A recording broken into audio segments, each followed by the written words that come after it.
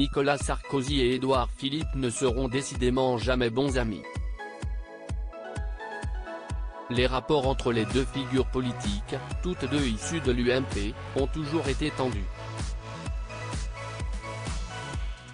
Dernier exemple en date, la froideur de l'ancien Premier ministre dans les colonnes de Paris Match ce jeudi 7 septembre, face à un choix exprimé par l'ancien président dans son livre Le temps des combats, édition Fayard, sorti en août dernier. Explication, dans son ouvrage, le mari de Carla Bruni en profite pour faire le portrait d'un Édouard Philippe en manque de leadership et exprime clairement sa préférence pour Gérald Darmanin dans l'hypothèse où l'actuel ministre de l'Intérieur se présenterait à la présidentielle de 2027 contre Édouard Philippe. Un choix jugé cohérent par l'ex-bras droit d'Emmanuel Macron, au vu de l'état de sa relation avec le républicain. Je connais Nicolas Sarkozy depuis 23 ans.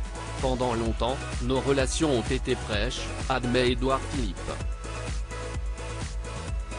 Et de poursuivre, dans mon parcours politique, je ne lui dois rien. Je n'ai pas été son ministre et j'ai toujours été fidèle à Alain Juppé. Il est vrai que pendant le mandat de l'ex-dirigeant, celui qui a été à la tête du gouvernement de mai 2017 à juillet 2020 est resté conseiller général de la Seine-Maritime, avant d'être élu député en 2012. Une fois Premier ministre, j'ai entretenu des relations cordiales avec lui. On a des désaccords, mais il est intéressant, drôle, intelligent. Il demeure un condensé d'expérience, nuance cependant l'interlocuteur de nos confrères. Supérieur à ces figures politiques trahies par des membres de leurs familles, ils se sont toujours détestés. Si leurs échanges sont plus tempérés, leur rivalité a longtemps fait couler de l'encre. Ils se sont toujours détestés, y compris physiquement, le grand, le petit. Déclarait un proche de Nicolas Sarkozy dans le livre Chéri, j'ai rétréci la droite. D'Olivier Beaumont et Nathalie Chou.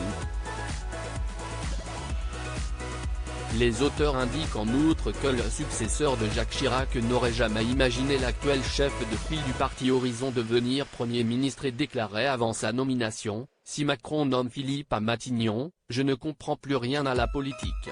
L'ancien maire de Neuilly-sur-Seine allait même jusqu'à affubler son rival du surnom le Chauve, lui qui souffre d'une double maladie auto-immune, vitiligo et alopécie. Crédit photo, Dominique Jacovide.